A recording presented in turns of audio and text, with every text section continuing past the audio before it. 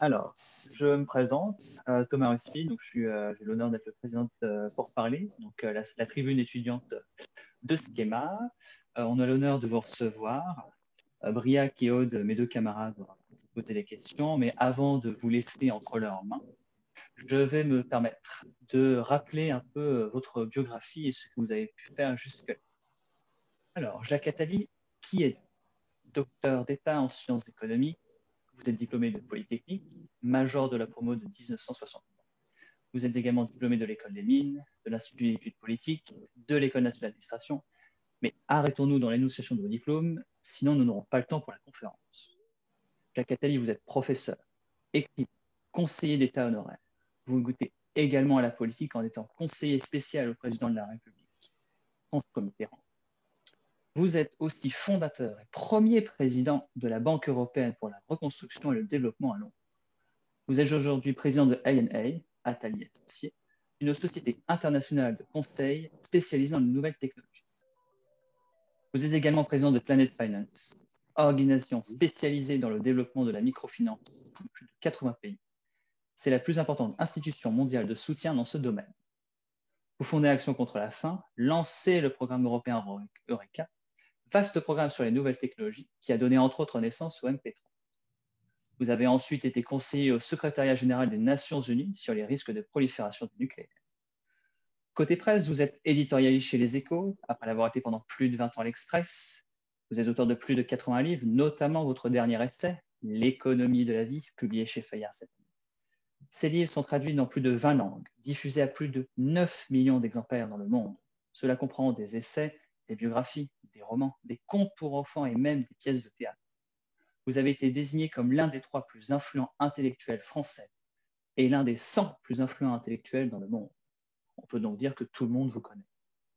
D'ailleurs, vous êtes la première personnalité française n'ayant pas de mandat électif, étant la plus suivie sur tous les réseaux sociaux, Twitter, Facebook, LinkedIn. Vous êtes juste derrière Koopman, mais devant Bernard-Henri Lévy ou Michel Onfray, pour n'en citer que 2. Enfin, vous êtes également un passionné de musique, direction d'orchestre, mise en scène d'opéra. On peut dire que rien ne vous a échappé. Ainsi, nous vous recevons aujourd'hui pour revenir en détail sur ces multiples casquettes et également pour vous parler de votre dernier livre que je rappelle, L'économie de la vie. C'est un honneur pour nous de vous recevoir. Et maintenant, je vous laisse avec les questions expertes de deux camarades au débrief. Encore merci à vous et très bonne entrevue.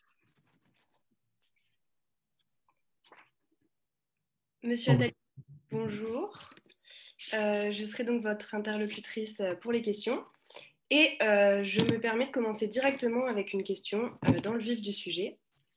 Au regard des 2 modèles de gestion de la pandémie mentionnés dans votre livre, à savoir le modèle démocratique de la Corée du Sud et celui du confinement liberticide, peut-on vraiment dire que le gouvernement français avait le choix dans ses décisions, puisque dans les faits, nous n'avions pas l'expérience des Coréens préparée depuis 2018 et qu'il a fallu réagir dans l'urgence sans protocole sanitaire préalablement mis en place?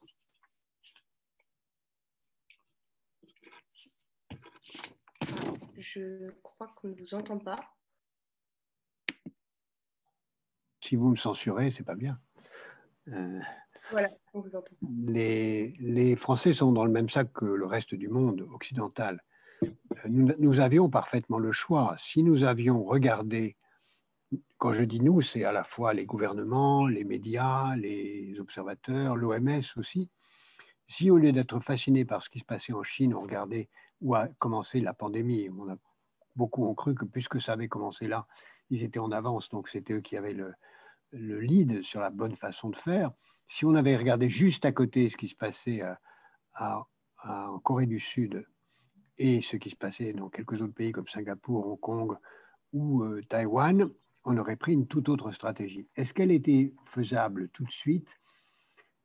Si on s'était préoccupé dès janvier, oui, parce qu'on avait le temps de faire le nécessaire. Si on s'en occupait dès mars, où ça devenait tout à fait évident pour tout le monde qu'il fallait faire ça, en tout cas nous étions très nombreux dès le mois de mars à dire qu'il fallait faire ça, il aurait fallu passer en économie de guerre, se mobiliser extrêmement volontairement, mettre l'industrie au service de la production de masques, de tests et expliquer beaucoup plus fermement qu'il fallait, une fois testé, isoler les malades avec des processus beaucoup plus forts et puissants de suivi des gens contaminés, par exemple en faisant en sorte que l'application de suivi soit non pas facultative, mais véritablement obligatoire, en faisant en sorte que la production de masques le soit, que la mobilisation générale du pays soit. Je pense qu'on aurait pu, je suis même certain, qu'on aurait pu partout en Europe suivre le modèle coréen. Et je rappelle que les Coréens ont 54 millions d'habitants et à l'heure où nous parlons, ont moins de 500 morts sans avoir eu à faire de confinement. On ne l'a pas fait, on l'a regardé ailleurs, on a suivi un peu le modèle chinois tout en n'ayant pas, heureusement, la dictature qui permettait de le faire, ni, comme vous l'avez dit, la tradition à l'égard des masques, ni la pédagogie nécessaire, puisqu'on avait commencé par dire honteusement, scandaleusement que les masques n'étaient pas nécessaires, que les masques étaient même mauvais, puisqu'on a été jusqu'à dire dans les plus hautes autorités de la République que les masques étaient inutiles et même inefficaces et même nuisibles. Ce qui a créé évidemment une situation de trouble quand on a commencé à dire l'inverse. Donc oui, on aurait pu faire autrement, mais il aurait été mieux évidemment de se préparer avant. C'est pourquoi une des premières leçons qu'il faut tirer de cette pandémie, c'est de nous préparer aux suivantes, qu'il s'agisse de pandémies, parce qu'il y en aura d'autres, et parce qu'il s'agit d'autres menaces qui viennent et qui ne sont pas que des pandémies. On a commencé brutalement sur les questions sans introduction, mais je rappelle que vous aurez mon âge, la plupart d'entre vous, si je calcule bien, en 2075, quelque chose comme ça. D'ici 2075, il va se passer des choses. Vous aurez des choses magnifiques, mais vous aurez aussi des catastrophes. Et un grand nombre de ces catastrophes sont parfaitement prévisibles aujourd'hui. Prévisible, ça ne veut pas dire qu'il faut se résigner à les subir. Prévisible, ça veut dire qu'il faut créer les conditions pour les éviter. Comme les Coréens du Sud, qui avaient en effet subi une pandémie 5 ans plus tôt, avant celle-là, il y a 5 ans, qu'il avait très, très, très mal gérée. Donc, il leur a fallu très peu de temps pour se préparer. En 5 ans, ils ont dit plus jamais ça. Et ils sont vraiment bien préparés. Donc, en dehors du fait qu'il faut mieux gérer la pandémie actuelle, et on peut faire beaucoup mieux en matière de masques, de tests et de isolement des malades en attendant les vaccins, on devrait aussi se préparer dès maintenant à faire la liste de toutes les menaces, en étant sûr qu'on en oubliera d'ailleurs, et commencer à s'y préparer. Très bien. J'aimerais juste revenir sur ce que vous avez dit. Vous avez parlé d'économie de guerre, justement. Et alors, en fait, j'aimerais faire un parallèle. C'est de dire que la Chine, finalement, qui a une mainmise sur ces entreprises qui ne sont pas tellement privées, mais bien plus publiques, a pu justement appliquer cette économie de guerre, contrairement à nous. Donc, en fait, on a le problème en Europe d'un fort lobbyisme des entreprises industrielles. Du coup, j'aimerais savoir si vous pensez qu'il est souhaitable en France un retour des nationalisations des entreprises comme dans les années 80, sous Mitterrand, pour relancer certains secteurs ou réaffirmer le rôle de l'État, notamment pour combattre ce genre de... D'abord, le système chinois n'est pas le bon système, parce que si cette pandémie a éclaté, a été partout à travers le monde, c'est parce que justement les Chinois, étant une dictature, ont censuré l'information et les autorités centrales chinoises elles-mêmes n'ont pas été au courant de la pandémie tout de suite parce qu'il y avait des censures à tous les niveaux. Et leur retard dans leur information interne, accompagné de retard dans leur acceptation d'une information externe, a permis à la pandémie de se répandre à travers le monde alors qu'on aurait pu l'arrêter avant. Donc, le modèle chinois n'est pas un bon modèle. La dictature n'est pas un bon modèle. La transparence est absolument nécessaire pour faire en sorte d'éviter les catastrophes. Il faut certainement, dans une période comme celle-là, une politique industrielle. Est-ce qu'il faut des nationalisations? J'en sais rien. Enfin, je le sais, oui, je vais vous répondre, je ne peux pas dire j'en sais rien. Je pense qu'il y a certains secteurs qui sont déjà de fait nationalisés, sans le dire.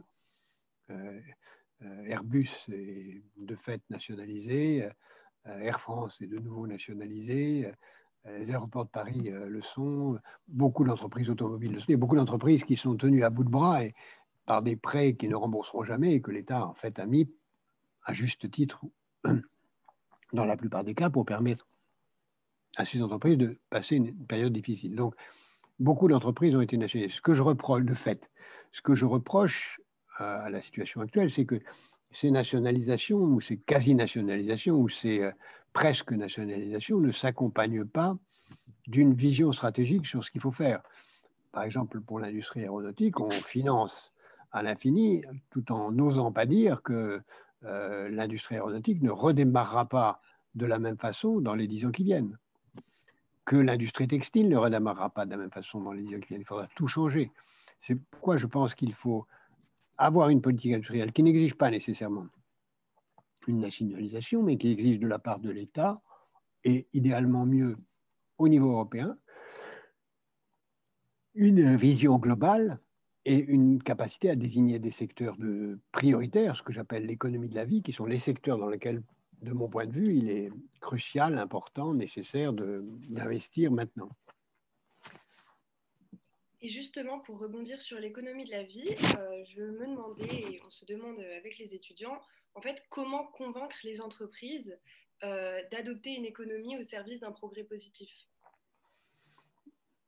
Les entreprises ont toujours la difficulté de devoir assurer leur rentabilité. Et leur rentabilité est la clé de leur fonctionnement. Elle passe avant tout. Donc, il faut qu'elles se rendent compte progressivement que la rentabilité financière n'est pas incompatible avec la capacité à servir d'autres objectifs en même temps. Qu'est-ce qu'une entreprise positive? C'est une entreprise qui est durable économiquement, socialement, écologiquement et également en termes de gouvernance. C'est-à-dire qu'elle a une gouvernance qui est aussi démocratique, qui laisse la place aux femmes, et aux diverses minorités, les femmes n'étant pas une minorité, qui laisse la place à la lutte contre la corruption, etc., etc. Tous ces objectifs sont compatibles. Une entreprise qui est positive socialement n'est pas pour autant menacée économiquement ou financièrement. Donc c'est un travail à la fois de conviction, mais aussi de contrainte. Comment la contrainte peut venir? Elle peut venir soit parce que l'État met des incitations fiscales, encore une fois, je préférais que ce soit au niveau européen, qui poussent à aller vers un comportement plus positif, soit parce que les autres acteurs de la société poussent l'entreprise à le devenir. Si les consommateurs disent « moi, je n'achèterai plus de vêtements dans une entreprise qui ne me démontre pas qu'elle est positive », ça va faire changer les entreprises. Si les entreprises, si les travailleurs, les cadres disent « moi, je ne vais pas travailler dans une entreprise qui est mauvaise socialement, mauvaise écologiquement », à ce moment-là, les entreprises vont changer. Si les actionnaires, les gens qui achètent des titres des entreprises disent « moi, je ne vais pas investir dans une entreprise qui n'est pas positive », là, ça va changer. Donc, il faut que chacun d'entre nous, dans toutes les dimensions de ce que nous sommes, et nous sommes beaucoup de choses à la fois, nous prenions conscience de cela clairement. Et si dans chacune de nos dimensions, comme électeurs, en votant pour des hommes politiques qui poussent vers l'économie positive, comme épargnants, comme consommateurs, comme travailleurs, nous y arrivons, alors oui, on aura la possibilité de voir les entreprises changer. Sinon, les entreprises vont le faire d'une façon anecdotique, ce qu'on appelle du greenwashing ou du positive washing, c'est-à-dire faire semblant, faire de la com autour de ça. Alors, très bien, donc on comprend très bien votre propos, mais j'aimerais ajouter qu'en 2050, on avoisinera sans doute les 9 milliards d'humains sur Terre. Alors, donc vous expliquez que l'économie de la vie, c'est en quelque sorte un moyen de s'assurer une économie durable à long terme, mais pensez-vous que c'est réellement applicable au-delà de l'Europe, c'est-à-dire pour des pays qui se développent en Afrique ou même en Amérique latine? Est-ce que c'est réellement possible de revaloriser l'humain dans un pays qui ne s'est pas encore industrialisé? Vous avez parlé de démographie, je ne vois pas le rapport avec la démographie, mais vous me le direz peut-être tout à l'heure.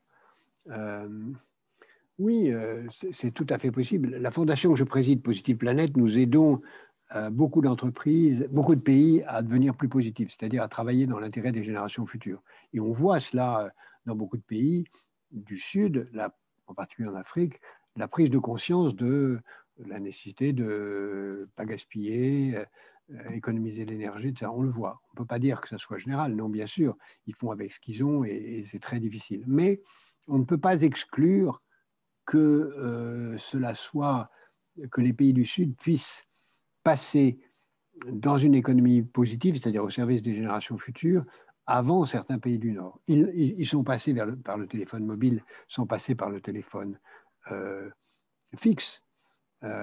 Certains passent, pas nombreux, par le solaire, sont passés par le charbon. On peut imaginer que cela soit possible. On peut imaginer que ce soit possible. Ce n'est pas naturel. Beaucoup de ces pays disent bah, écoutez, vous avez fait beaucoup de bêtises, pourquoi vous voulez nous empêcher d'en faire et de croître et d'avoir notre propre développement? Mais on peut créer les conditions, en particulier en rendant l'énergie renouvelable moins chère, et c'est en train d'arriver techniquement, en revalorisant les productions locales pour éviter de trop dépendre des exportations. On peut imaginer que ce soit possible. Ce n'est pas le tour que l'économie mondiale prend. Le Mexique, le Brésil, la Colombie, l'Argentine, le Nigeria, l'Égypte sont des pays qui sont des très, très, très grands pays qui pensent à tout sauf à une économie durable. Ils sont dans le gaspillage absolu, dans la misère et les inégalités totales, et ils ne pensent pas au développement durable. L'Inde développe plus que jamais les centrales à charbon, comme la Chine. En fait, ce sont ces grands pays qu'il faut convaincre. Si on arrivait progressivement à faire comprendre à quelques grands pays comme l'Inde, la Chine, le Nigeria, la République démocratique du Congo, le Brésil et l'Argentine, que bah, il ne faut pas consommer du pétrole et du charbon, on aurait fait déjà une très très grande part du chemin. Donc, en fait, vous expliquez qu'il faut les convaincre. Donc, vous voulez dire que, en fait, c'est l'Europe ou... Les convaincre, c'est les aider à le faire. Les convaincre, il faut créer les conditions de ce que les institutions nationales fournissent des ressources ou que les prix du marché soient tels que ça soit mieux, ce qui n'est pas le cas. Mais on voit par exemple en Europe de l'Est que plusieurs pays d'Europe de l'Est ont compris que le charbon, ce n'est pas la solution et préfèrent le nucléaire, qui d'un point de vue climatique est bien meilleur qu'aucune des énergies fossiles. Même s'il y a le problème des déchets, mais qui est un problème très différent, qui n'a pas d'impact sur le climat. Beaucoup de pays d'Europe de l'Est, y compris encore une fois la Pologne, qui était très tournée vers le charbon, ont commencé à le comprendre. Beaucoup de pays du reste du monde aussi ont compris que les énergies fossiles étaient extraordinairement dangereuses. C'est une question aussi de rentabilité relative. Non. Et justement, dans le cadre du développement durable et des autres défis qui nous menacent, et qui nous attendent surtout, comment éviter la dimension que vous expliquez dans votre livre liée à cette crise, mais plus globalement la dimension de chacun pour soi, où l'on a vu notamment que, par exemple, Berlin se plaignait d'un détournement américain d'une commande de masques passée en Chine. Comment éviter cette dimension ? D'abord, c'est votre génération qui doit le faire. C'est le grand combat entre l'altruisme et l'individualisme. Pour moi, l'individualisme était la règle depuis tout le temps, mais on commence à comprendre une banalité, une évidence, qui est que c'est l'intérêt individuel que d'être altruiste. On a intérêt à être altruiste. Adam Smith, qui a écrit le grand livre sur la richesse des nations, avait écrit avant un livre sur l'altruisme, et il avait bien montré une banalité, à savoir qu'un boulanger, il a intérêt à ce que ses clients soient contents, sinon ils ne reviendront plus. Donc, même la personne la plus égoïste a intérêt à ce que ce dont il a besoin soit content. Nous avons rationnellement intérêt à être altruiste. Nous avons intérêt à ce que les autres aient un masque parce qu'ils nous protègent. Nous avons intérêt à ce que les autres se vaccinent et soient vaccinés. Ce qu'on comprend plus mal, c'est moins évident, c'est que nous avons aussi intérêt à ce que les autres soient bien formés. Beaucoup de gens pensent que si les autres ne sont pas bien formés, moi j'aurai une meilleure carrière. Est-ce que vous vous dites dans votre promotion, j'ai intérêt à ce que les autres soient mauvais? Non, parce que vous ne pensez pas que si les autres sont mauvais, vous aurez plus d'avenir. Au contraire, vous dites si les autres sont bons, ben, ça va donner une bonne image de mon école et mon diplôme aura plus de valeur. Donc, c'est comprendre qu'on a intérêt à la réussite de l'autre. Et plus difficile encore à admettre, mais il faut un tout petit peu de réflexion pour y arriver, c'est comprendre qu'on a intérêt au bien-être des générations futures. Par exemple, vos parents admettent très bien qu'ils ont intérêt à votre réussite. En général, sauf quand ils ne sont pas des bons parents. Ils ont intérêt parce que c'est une réussite de leur vie que d'avoir fait que leurs enfants réussissent. Mais plus généralement, la génération de vos parents a intérêt à ce que toute votre génération réussisse. Non pas individuellement parce qu'ils sont fiers de leurs enfants, mais parce que si vous ne réussissez pas tous, toute votre génération, eh bien, la génération de vos parents souffrira le martyre plus tard, quand vous serez en situation de travailler à leur place et qu'eux seront à la retraite. Qu'est-ce qui se passera si vous êtes nul? Ben, l'économie s'effondrera et ce ne sera pas bien pour ceux qui sont en retraite et qui compteront sur vous pour assurer leur niveau de vie. Donc, nous avons tous intérêt à ce que la génération future, même celle qui n'est pas encore née, soit la plus efficace et réussie possible. C'est notre intérêt. Ce n'est pas facile à comprendre. Beaucoup de gens ont du mal à le comprendre et pour autant, c'est nécessaire. Alors, est-ce que vous pensez que du coup l'héritage des générations précédentes, donc l'héritage qu'on nous a laissé à nous, la nouvelle génération, a suivi ce principe de... Non, bien sûr. Non, bien sûr. Certains l'ont suivi, certains ont fait ce qu'il fallait de leur point de vue. Moi, j'ai toujours été animé par l'idée de savoir quelle trace laisserait dans l'histoire l'action que je mène. Donc, je me suis toujours posé cette question-là. En quoi est-ce que ce que je fais est utile à l'avenir? C'est une question qui m'anime encore tout le temps. Mais il y a, vous le voyez autour de vous, et c'est vrai aussi dans votre génération, il y a un plaisir de l'instant, de la satisfaction immédiate, de la jouissance de la minute sans pour autant se préoccuper de ce qu'on va faire plus tard. On le voit dans ceux qui n'investissent pas beaucoup dans leurs études, qui n'investissent pas beaucoup dans la préparation de l'avenir. L'héritage que vous laissent les générations précédentes est à la fois formidable, parce que vous avez quand même, vous héritez, en tout cas en Europe, d'une construction européenne formidable, qui a mis en place des institutions extrêmement puissantes, d'un niveau de vie qui est le plus élevé du monde, quand même. Hein. Donc vous héritez de ça, qui est quand même un privilège incroyable, vous, jeunes Européens. Vous héritez de cela, mais en même temps, vous héritez aussi d'une mauvaise gestion dans certains pays de l'énergie, pas en France, puisqu'on a eu l'extrême intelligence de développer une industrie nucléaire et qui fait en sorte que notre énergie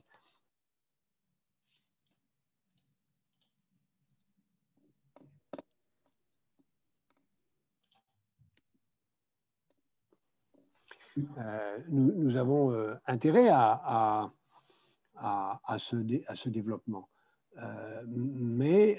Et vous avez aussi un héritage qui, sur certaines dimensions, n'est pas bon. Vous avez un héritage en matière de justice sociale qui n'est pas bon, puisque beaucoup de gens de milieux sociaux défavorisés ne peuvent pas avoir accès à vos écoles, à toutes les grandes écoles. Il y a beaucoup de choses qui ne vont pas.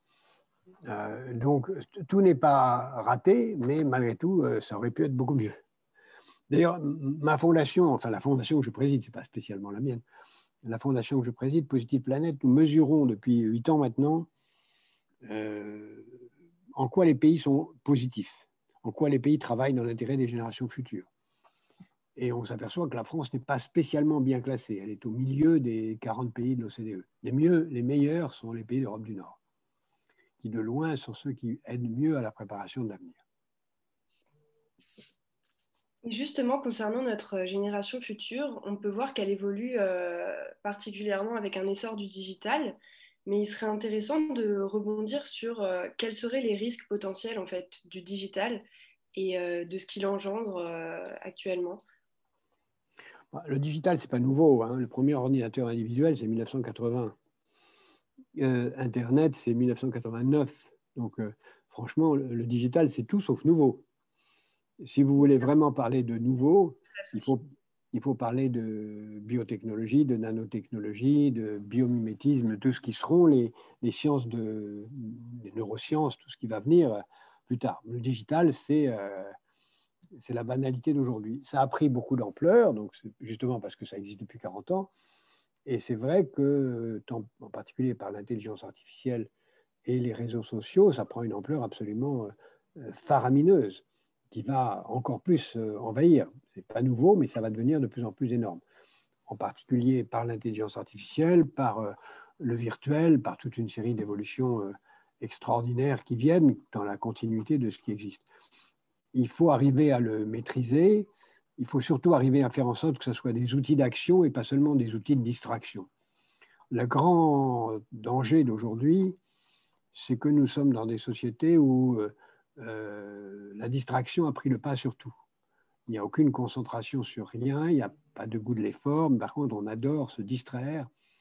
Les jeux, les réseaux sociaux, les activités parfois très artistiques. La distraction, ça passe aussi par le cinéma, la musique, etc. Mais cette distraction est à la fois, lorsqu'elle a du sens, un appel à l'exigence de la beauté, donc à l'exigence de l'action, mais en général, c'est un substitut à l'action. C'est aussi une façon d'oublier qu'on est mortel. Tous ceux qui regardent cette conférence aujourd'hui, un jour seront morts. C'est notre sort à tous, plus ou moins tôt, plus ou moins tard, mais tous seront morts. Et la distraction nous permet d'éviter d'y penser. Et donc, puisqu'on n'y pense pas, de ne pas faire le meilleur usage de notre temps, puisqu'on ne pense plus que notre temps sur cette planète est très, très bref. Vous parlez de distraction et je n'ai pas pu m'empêcher de penser à Pascal, en fait. Donc, je pense que vous connaissez assez bien le personnage. J'ai écrit sa biographie. Voilà. Et du coup, en fait, j'aimerais surtout faire un rapprochement un peu plus philosophique dans ce que vous dites dans votre livre. Vous avez établi un rapport intéressant entre la prolifération du coronavirus, donc un virus potentiellement létal, et le rapport que nous entretenons aujourd'hui avec la mort. Donc, comment vous pouvez dire que la pandémie a révélé l'évolution sociétale de notre rapport avec la mort, d'une certaine façon? Pour beaucoup de gens, j'ai un ami qui est un grand philosophe qui s'appelle Edgar Morin, donc vous connaissez peut-être au moins le nom. Edgar Morin a maintenant, je crois qu'il a 98 ans. Et en février dernier, quand on parlait déjà de la pandémie, peu de gens en parlaient à ce moment-là, mais nous en parlions, lui et moi. Je dis, qu'est-ce que ça te rappelle? Qu'est-ce que ça t'inspire? Il me dit, ça me rappelle la Gestapo. Parce que la Gestapo, c'est arrivé à un moment où on était tous assez heureux, assez libres. Puis brusquement, on s'est rendu compte que la mort était là et qu'elle pouvait nous prendre à chaque instant. Et toute proportion gardée, parce que ça n'a rien à voir avec la Gestapo, évidemment, c'est la même chose. C'est le retour de la prise de conscience de la mort et donc de la vie. C'est-à-dire que nous sommes mortels et que nous sommes mortels et que donc il faut faire le meilleur usage de notre vie. Il ne faut pas cacher la mort. Et une des raisons d'ailleurs pour laquelle on a beaucoup paniqué au début de la pandémie, c'est qu'on s'est rendu compte qu'on n'avait peut-être pas les moyens de soigner tout le monde et qu'il fallait choisir qui allait rester vivant.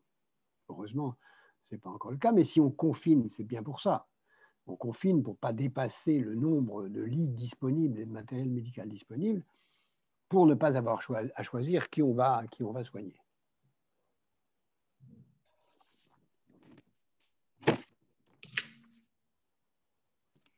Et cette prise de conscience de l'importance de la mort et donc de la vie, c'est formidable parce que ça devrait entraîner une rébellion, un refus de la soumission, une prise de conscience des choses.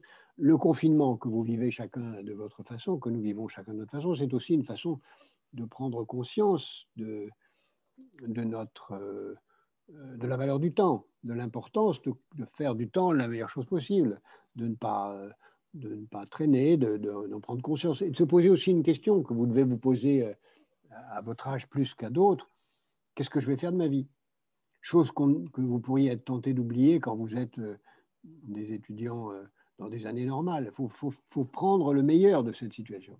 Cette situation vous met, vous, étudiants, dans une année très particulière, dans une situation où vous avez, plus que d'autres, la nécessité de vous dire, mais après tout, est-ce que j'ai fait le bon choix? Est-ce que c'est vraiment ça que je veux faire? Est-ce que ce sont les études que je veux? Qu'est-ce que je veux faire de ma vie?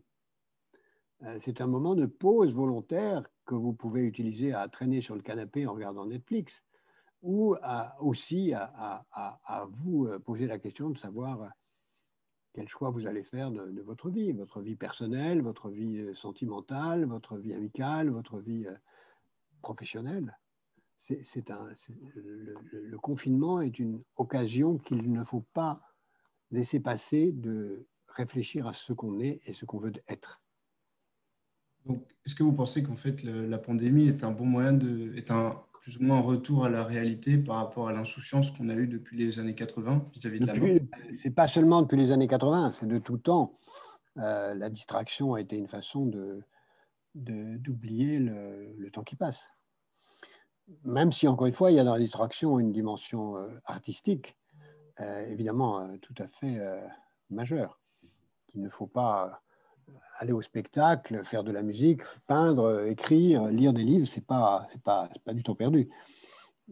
Quand ça bascule dans 18 heures par jour devant des jeux vidéo, ça c'est autre chose. Et justement, dans ce contexte, en fait, où on réfléchit, on prend du temps à ce qu'on pourrait faire et autres, on est d'autant plus amené à être en contact avec les médias et à davantage d'informations.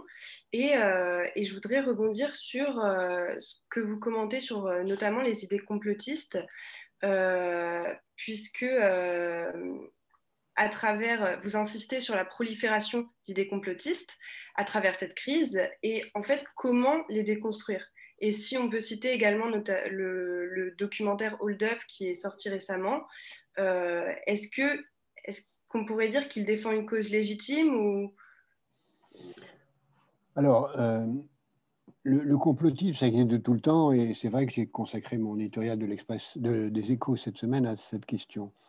Le complotisme, c'est l'idée qu'il y a une cause simple derrière tout ça, une cause cachée qui faut révéler et qu'il y a des gens qui manipulent tout dans leur intérêt personnel.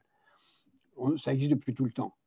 Depuis tout le temps, les hommes, pour de bonnes raisons, ont cherché à savoir s'il y avait une cause aux choses, s'il y avait une cause aux choses. Cette cause, est-ce qu'elle est la cause fondamentale? Pour Aristote disait, il appelait ça le premier moteur. Ceux qui croient en Dieu, depuis les premiers monothéistes juifs, puis chrétiens, puis musulmans, ont dit que la cause principale, la cause unique de tout, c'est Dieu. Et cette cause unique explique tout. Ce n'est pas une cause cachée, même si pourtant certains Dieu est caché. Et puis il y a ceux qui ont voulu voir là-dedans une cause simpliste, avec un esprit du mal, soit disant que tout est télécommandé par le diable, d'autres ont voulu voir que tout était déterminé par la science, qui est une cause unique, et beaucoup cherchent en cause. Encore, la science, pas dans la science, la réponse unique. Et puis, le complotisme, c'est une version caricaturale, sommaire de ça. C'est l'idée, il y a 3 à 4 personnes qui dirigent le monde. C'est pas Dieu, c'est pas le diable, c'est pas les lois scientifiques, c'est 3 à 4 personnes qui manipulent ça. On a vu ça de tout temps, et naturellement, après, si ces gens manipulent le monde, il suffit de les détruire pour que tout aille bien.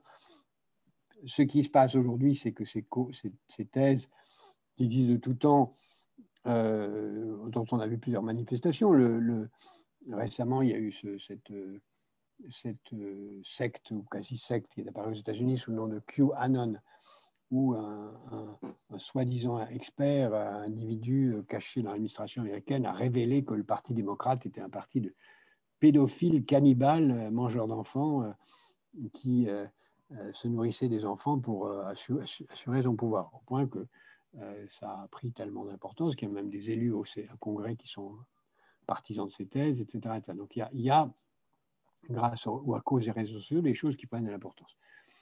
Pour que souvent les causes complotistes se fondent sur une minuscule partie de vrai pour développer beaucoup de choses fausses. Alors, c'est évidemment pas le cas de QAnon, il n'y a rien de vrai dans l'idée que le Parti démocrate soit pédophile, mais enfin, ça n'empêche pas d'avoir des millions de suiveurs.